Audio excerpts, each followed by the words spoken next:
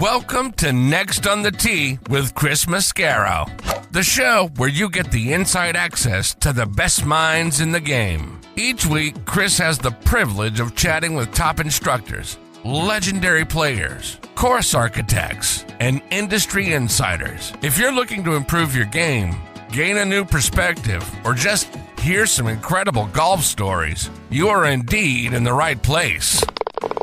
You see, Chris, let me tell you something, I haven't spoken to a press man in my life that is knowledgeable, seriously, as you are. Never. You do such a great job. It kind of makes me feel good all of a sudden. You do so much for the game. You're so kind to all of us that are out there in the game. You know, we need more people like you in the game of golf. Thank you for pressing play.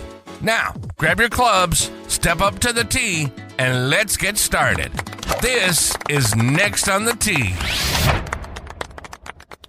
Hey, Next on the Tee Nation. Thanks for coming back and joining me this week on a very special segment of the show, because I get to spend some time with the guy who won the very first Arnold Palmer Invitational held at Bay Hill back in 1979. We are on the heels of another wonderful API, and I really wanted to kind of go back and have a guy back on the show who was really at the beginning of all of this. Actually, back then it was called the Bay Hill Citrus Classic, and then he also has a very distinguished college career. He won 2 national championships back-to-back in 1974 and 75 as part of the Demon Deacons. Those Wake Forest teams were absolutely stacked, and this guy was at the heart of it. And who is it? Well, it's Bob Byman. I had the privilege of spending some time with Bob a few years back, and really honored to get to spend a little more time with him here this week. And we're going to go back and talk about his memories and the great play that he had 46 years ago, almost to the day from when he won that Arnold Palmer Invitational. We'll also go back to his time in college. We'll talk about how that win at the API got him into the 1979 Masters, finished tied for 34, so you'll get to hear that story as well. And then as he's grown his career, he has now become one of the top instructors in our game out in Las Vegas.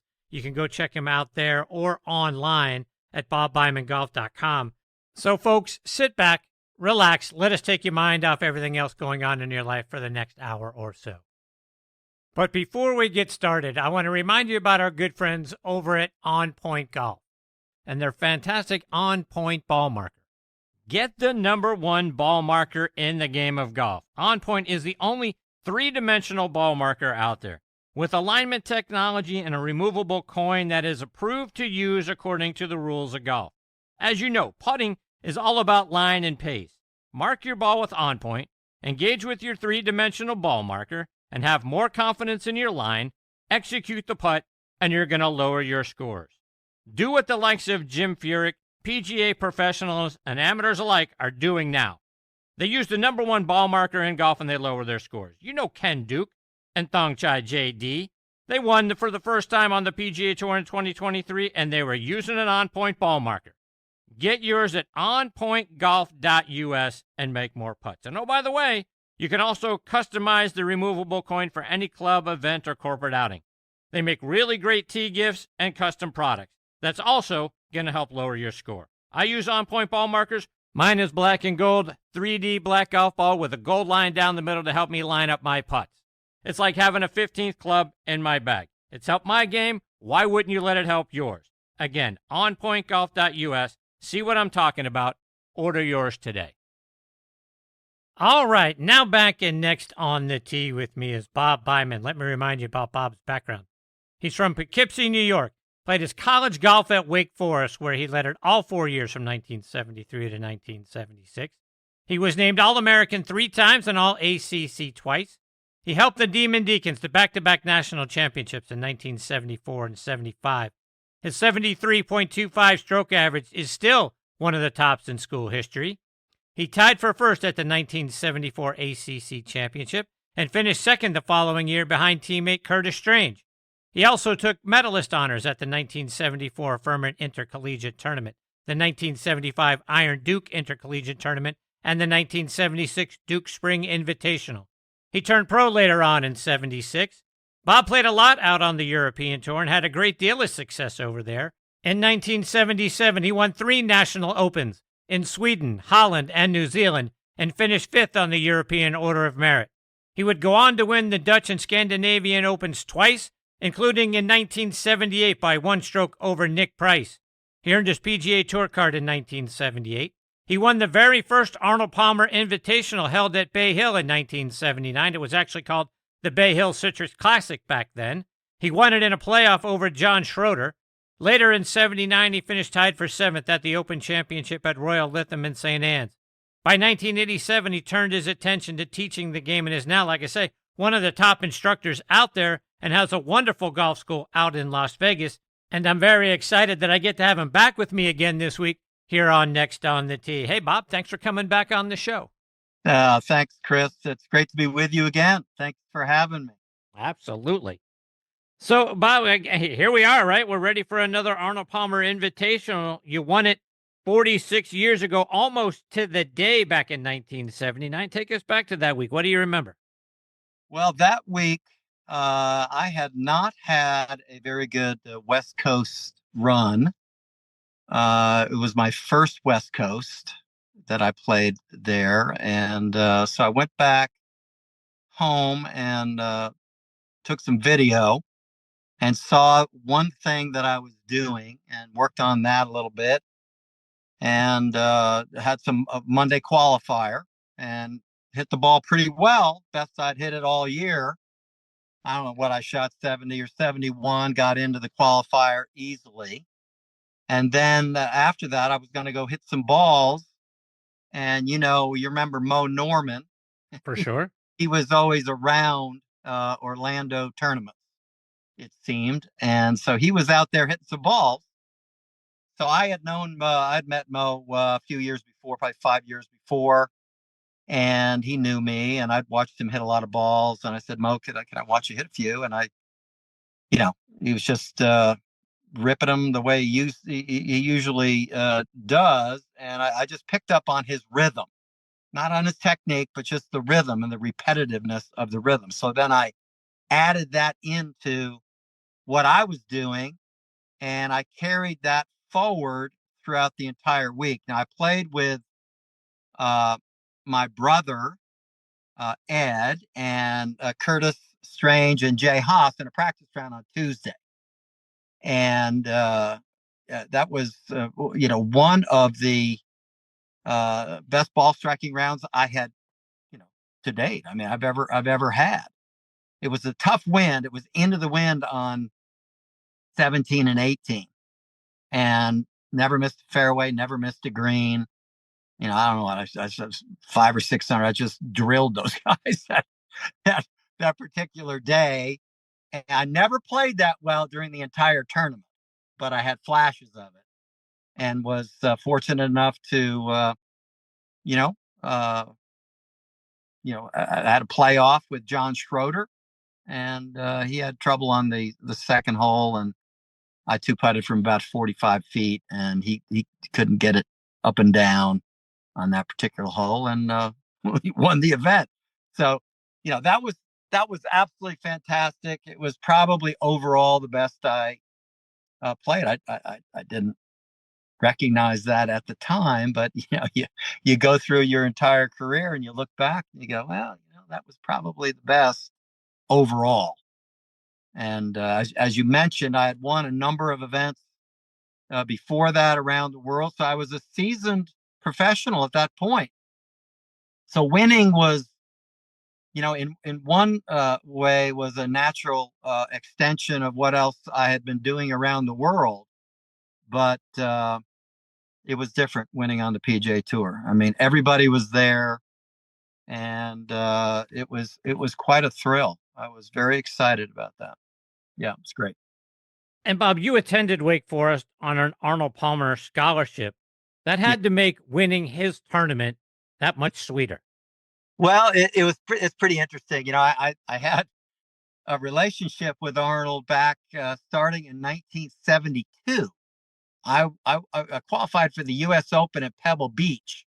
I was 17, and it was a Tuesday. I was waiting around to play a practice round, and went to the the starter, and there was like nobody around the first. You remember the first tee there at the Pebbles, a little elevated, and there's for like 3 or 4 groups. I'm just waiting to go out, to get into a group, and then all of a sudden there are hundreds of people around the tee, and they call me in, and I walked through there. I didn't know what I was going to see, and Arnold was playing, Julius Boros, and another gentleman that was a friend of Arnold, and Arnold kind of said, "Well, go ahead, kid. Go ahead, hit it."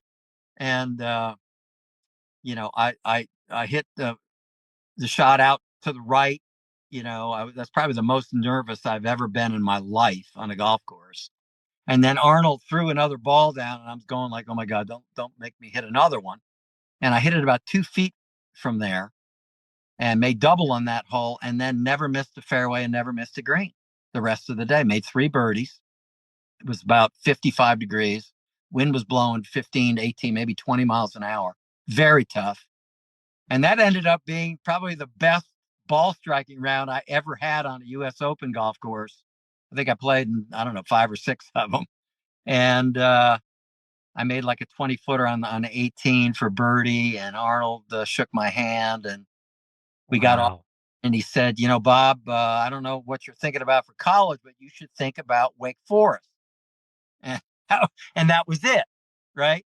And then I later on that summer, I'd won the U.S. Junior and a bunch of other junior events, and I was recruited as the #1 junior in the world going in. Curtis Strange was #2, so that was quite a coup for Jesse Haddock to bring both of us into a pretty good team with Jay Haas and David Thor and a couple other players that people probably wouldn't recognize, but were darn good golfers, darn good players. And then all of a sudden, we all, the top 4 guys who ended up being on the tour. I was International Rookie of the Year. Jay was just a terrific player. I don't know, he's played in like 800 events, won a major on the senior tour. Of course, Curtis won 2 U.S. Opens back to back, was the #1 player in the world. David Thor got out on the tour. So we were, prodigious winners, unafraid to win. And we just, won the first year, was pretty cool. But the second year, we just absolutely dominated.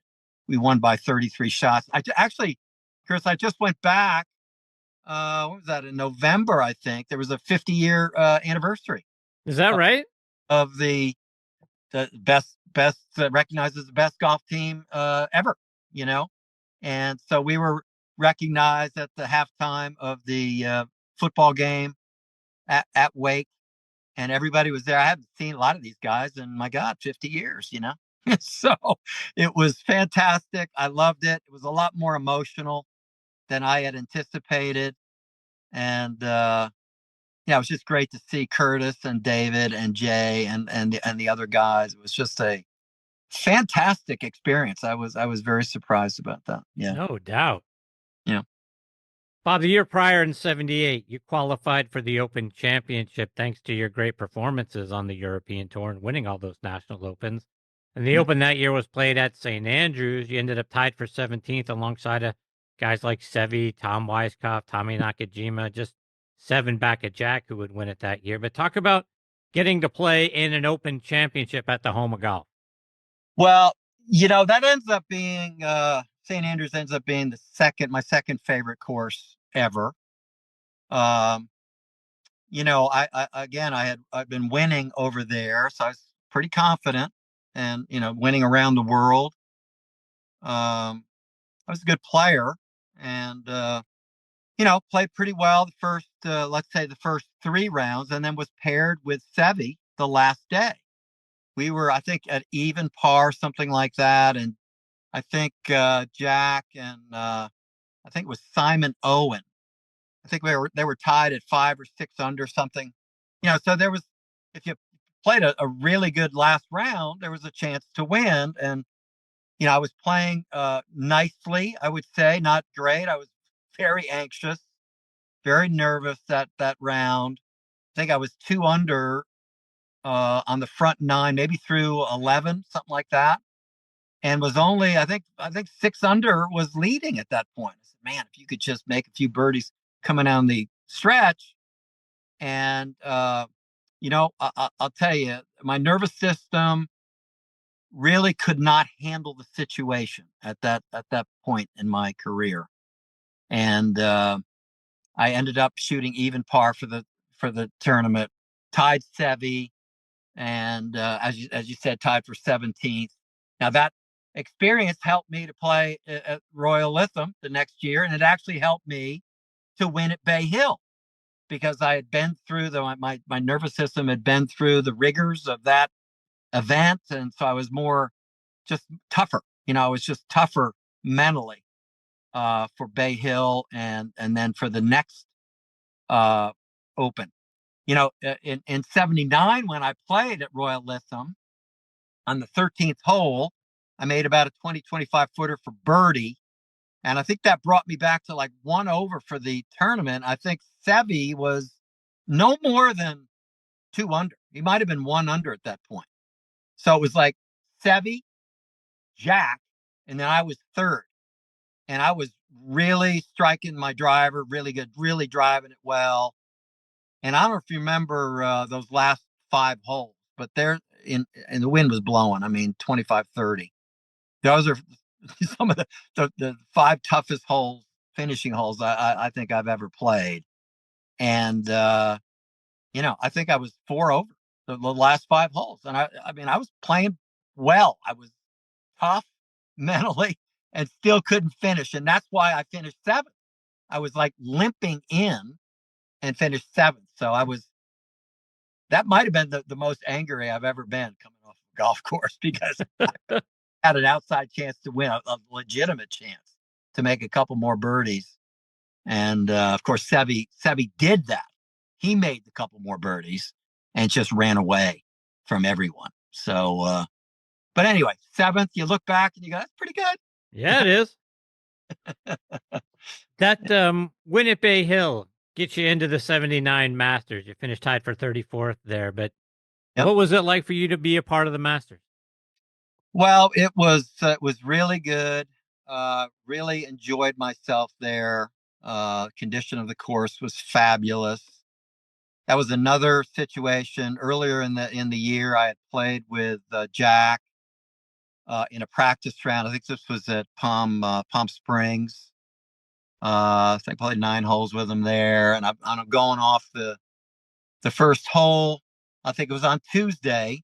It wasn't like it is now where you had to make tee times and all that stuff. I mean, there was like nobody around the first tee. I was probably at 8:30 or something in the morning, and I was just going to go play by myself.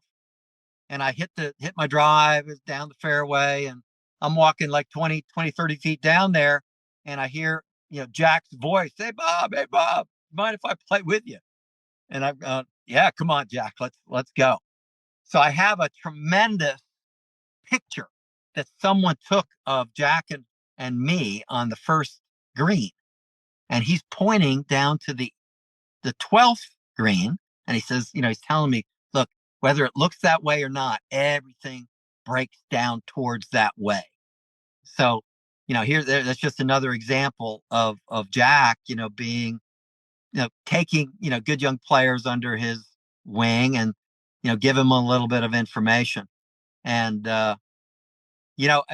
as you look back at that, 79 was one of my best, if not my best overall playing year. And Jack, if you look back, that was one of his worst years of playing golf.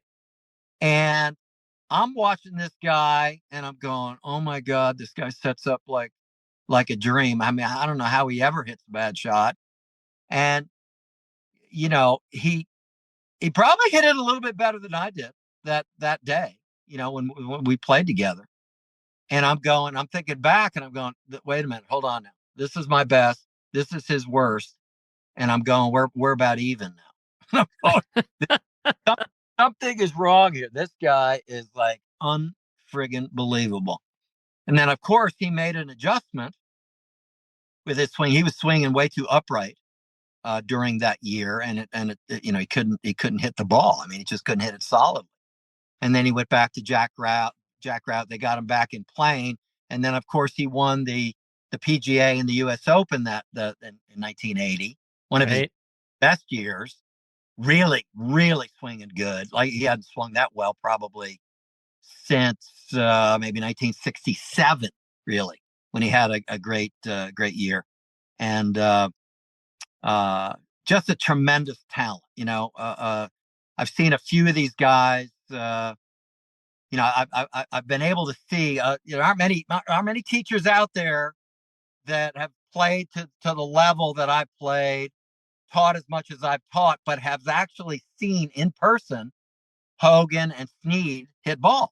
Now they were older, but it's like I saw Hogan hit balls at the 1970 PGA at Southern Hills, and we had just driven in from Colorado. I was living in Colorado. My brother and I drove in all night, and I went to the practice tee. It's probably 8:30 in the morning, and I just sat down. It's a little bit elevated there, right? So it's kind of like a stadium a look to it, and I'm just kind of resting because I've been in the friggin' car for 15 hours.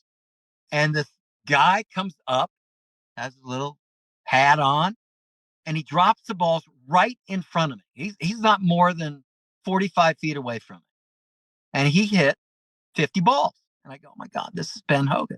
And I'm going, I'm 15 years old. I'm all puffy about myself. I'm probably a 0 handicap. By then I'm winning all these junior events.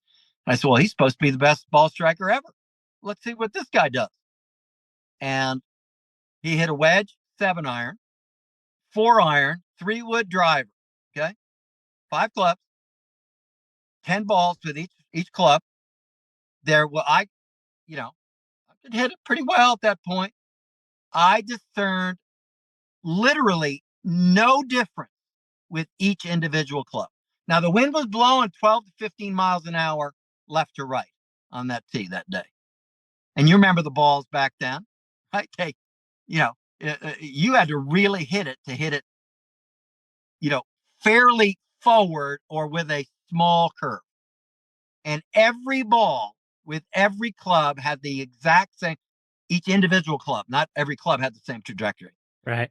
Every wedge, every 7, every 4, every 3, every driver, the same shape with each club, balls drawing a little bit. Now everybody's, he's a fade. No, he drew the ball into that wind, and then the wind killed it, and it moved to the right. Each individual, I said, oh my God, this is unbelievable. I said to myself, well, that's what a human being can do. And that helped me to, okay, I'm gonna try to figure that out for myself. I didn't say, oh my God, how could anybody do that? That literally a 15-year-old saying that to themselves was pretty amazing. Now, the aftermath of that, he walks off and he's going to go play. And Jack walks up. I know, and there's the best player in the world. And he took the spot just to the right of Ben. I moved over about 6 feet. And now I said, okay, well, here's the best player in the world. Let's see how he hits it. And of course, fantastic. It was really, really good, but not even close to what Ben had just done. And I said, wow, that's just another indication. I mean, this guy he was 58 years old. I went out and watched him play a couple holes. He hit a couple drives in the rough, and I saw him hit an iron out of the rough. It was like the best iron shot I've ever seen out of the rough. And then he walked in and he couldn't play and he withdrew. So I was really lucky. Yeah, he did not play that week. And I guess that was the last time he came out. I don't know that he played again. So it was kind of interesting that moment in time for me to be able to see that. And then just fantastic. We're on this little vein of thought here, Chris. 13 years later, I'm on the tour. 1983 was like the worst year ever for me playing golf. But I'm playing at Disney, trying to figure it out. And I'm on the tee I think it was at the Magnolia. And I'm hitting balls on the right side. And there's these two guys way over on the left side of the range. Okay, I'm hitting balls. I look back over there, and it's JC Snead. I know JC, right? I wave over there. Hey, JC, how you doing? He says, Bob, come on over here. So I want you to see this. And I wasn't even sure what I was going over. It was Sam. Sam was hitting some balls for JC. Wow. I walked over there and I'm standing, how far do you stand away? 8-10 feet away from somebody hitting balls or something. And he hits, the setup was the third best setup I've ever seen. Hogan's was the best I've ever seen. Jack's was the second. Sam's was the third. And this guy never missed a shot. He's 70. Well, they're born in 1912, right? So Yep. he's like 71 and never hit a shot. And he's hitting these, these 5-irons out there, whatever, 150, 155. He said, now watch this, Bob. Watch this. All you got to do, if you want to hit it a little bit farther, you just got to get that right leg to go in there, right? Because how he used to have such a spread in the legs coming into the ball, right? So he said, man, if you just get that right leg in there, you really transfer that weight. And then he hit it like 15 yards farther. He just looked over at me and smiled. You are friggin' beautiful, Sam. No wonder you won, whatever, 82, whatever Right. kind of tournaments he won on the PGA Tour. It's like, wow, this guy could do it on. He's 71 years old. Jesus Christ, he's hitting it better than I am. Well, I mean, one of the great things that I loved about Sam, and I don't know that enough people give him enough credit for how great he was, for how long he was great. But remember, I mean, he was in his 60s, still finishing in the top 5 in majors. I mean, he was 62 years old, 1974, shoot 68 in the final round to finish tied for third behind Lee Trevino. That's right. What a talent. What a talent, and great fundamentals. He actually swung better as he got older. And you keep learning, you keep learning and watching, but he could really, really do it. So I just I feel so fortunate to have seen those two guys. And I'll add one more story for you, Chris, if you don't mind here. This is in 1979. This was on the West Coast. I was not playing that good. This is at the Phoenix Open. I'm playing with Scott Simpson on the back 9 of Phoenix Country Club, right? And we're out there early in the morning. I was 7:30 in the morning or something like that. And we're playing around, and I can't remember the holes exactly, but there's a par 3, maybe 13 or 14 or something, and it was maybe 210 over water. The pin was up front, front right. It wasn't more than 7 yards on the green, let's say. And I hit 3-iron in there and, hit it probably 30, 35 feet past.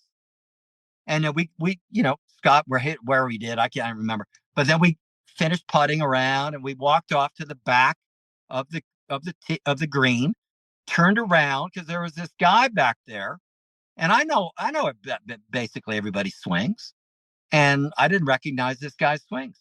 And the ball lands like 6 feet short of the hole, and it rolls about 9 feet past. The greens were hard. And I go, what? Who did that? Oh my goodness. So it ends up being, we did not ask the guy to come up and play with us. And who was it? Was George Knudson. Really?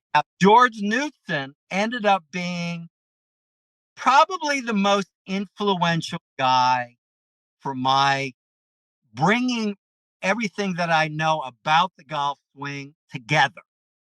Knew a lot, but there were always black holes in there. Couldn't, how do you get from there to there and there, and how, so he simplified that thing with his book and his video. And he had just started teaching in 1979. In fact, he got off the tour in 1979, and you read his book and you understand that, but he tells that story. But I'm looking for somebody, right? He's starting to teach, and I don't ask him to come up. And I'd never met the guy. I never met him. And I said, you knucklehead. There was my chance to be who I wanted to be in the game. And it was just like, just like a puff of wind going past you. And you don't act on it. Said, oh my God. Oh my God. It's like 6, 7 years, 8 years later, I'm reading his book and looking at his video, all that stuff. I go, this guy is just fantastic. So one of probably the top, probably the 5th best ball striker of all time, Yeah. And you come to know, George was a very good athlete, but he wasn't a great athlete. The guys that were better than him, ball strikers, they were special. They were great athletes. So George was the best ball striker ever with the degree of talent that he had. So I wanted to know what that guy was thinking about. I said, man, what was he doing? Okay, then you read his book and you go there, okay, and then you start. So that really influenced for myself and for my students, and it's just been fabulous, really fabulous. So, Bob, for our listeners now that say, I need to get lessons from that guy, how can our folks get in touch with you, follow you, and maybe get a lesson from you? Well, we have a couple Bob Byman Golf out there, bobbymangolf.com, and then go to golfschool.com.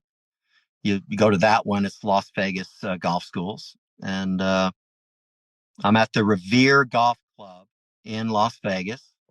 If all else fails, you can always call them, and they'll get they'll get you to the right place. But those 2 websites, you can always get me.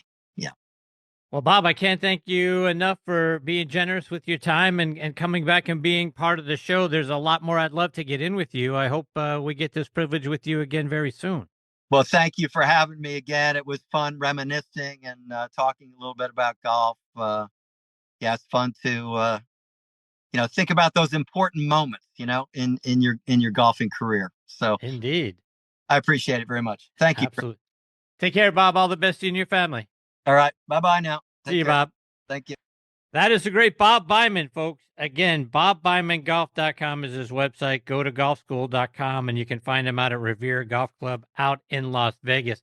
Had a tremendous playing career out on the PGA Tour and has transitioned to being one of the very best instructors in our game. A lot to get into with him. So hopefully we get the privilege of having him back on the show again real soon. All right, my friends, it is time for me to put a bow on this very special segment of Next on the Tee. Again, my sincere thanks to Bob Byman for being here. And folks, we have a very special March still in store for you. Just had Bob Winters Jr., Tom Patry, obviously Bob Byman here, Wes Short Jr., a fantastic story. That podcast is going to drop very soon. Wes Short Jr. is a guy who made his way out onto the tour as a rookie at age 40. He qualified for his first U.S. Open at age 52, won a couple of times out on the PGA Tour, a couple more times out on the Champions Tour. You're really going to want to hear those stories. Still coming up for you in March, Sean McKeel, the 2003 PGA champion, will be back. Top 100 instructor Tom Stickney will be here. Keith Hirschland, as you guys know, my all-time favorite author, and a guy who is probably the best golf TV producer ever. He'll be back. TP will be back a little bit later on in the month. Vency Glenn, former free safety for the Chargers, the Vikings, and the Giants, but also a huge golf nut. He's going to be here. He always makes every segment that he's a part of so much fun to listen into. Taylor Crosby will be here. Steve Shingeldecker, head men's coach at Robert Morris University. David Graham, 2-time major champion, and Tom Pertzer as well. So a great lineup in store for you for the rest of the month. I hope you'll come back and listen to all of those shows with me as well. Folks, I can't thank you enough for continuing to being the greatest supporters in the history of podcasts. I appreciate each and every one of you so very much. Until next time, hit 'em straight, my friends.